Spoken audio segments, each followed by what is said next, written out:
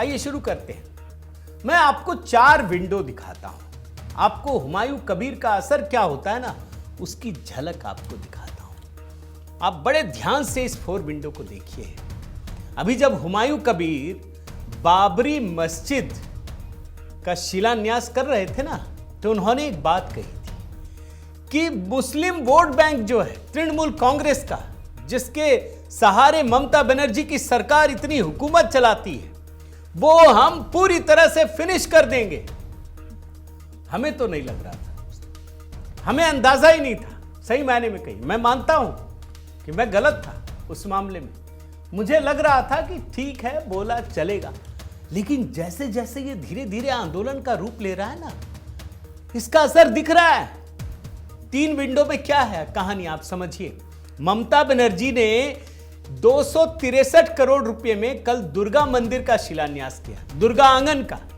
सालों भर आप दर्शन कर सकते। फिर इसके बाद महाकाल टेम्पल का उद्घाटन करेंगी जनवरी में, यानी बस कुछ ही दिन बाद। फिर गंगा सागर की बात कह रही हैं कि गंगा सागर में मैं पुल बनवाऊंगी। कभी देखा आपने ममता सरकार को कितने साल हो गए दोस्तों? कभी देखा आपने इस तरीके से एक के बाद एक टेम्पल रन चल रहा हो? आपने नहीं देखा होगा। यह असर है हुमायूं कबीर का दोस्तों। अब खबर तो आती नहीं है, लेकिन आप रोज रोज जाकर के मुर्शिदाबाद का कोई भी न्यूज छान लीजिए। अब पता नहीं क्या है, बंगाल वाले दिखाते भी नहीं है। मैं हैरान होता हूं। रोज एक खबर दिखाइए मुर्शिदाबाद की, आपको समझ में आ जाएगा। हजारों की संख्या में रोज मुर्शिदाबाद जा रहे हैं लोग, पूरे राज्य के मुसलमान जा रहे हैं।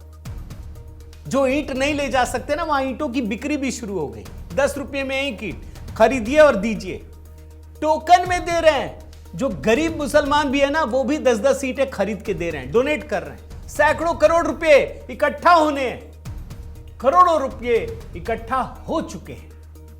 ये दहशत है। तो क्या इस 4 विंडो से आपको समझ में आ रहा है कि ममता सरकार को अब समझ में आ गया है कि मुस्लिम वोट बैंक तो गया। जैसे पश्चिम बंगाल में तेजस्वी यादव के हाथ से गया, वैसे ही यहां पर भी मुस्लिम वोट बैंक गया। और जब ओवैसी जी जुड़ेंगे इनके हुमायूं कबीर के साथ, सिद्दीकी जुड़ेंगे, तब क्या होगा? वो तो खुलकर बोल रहे हैं कि अब हम बनाएंगे मुख्यमंत्री और डिप्टी सीएम हमारा होगा।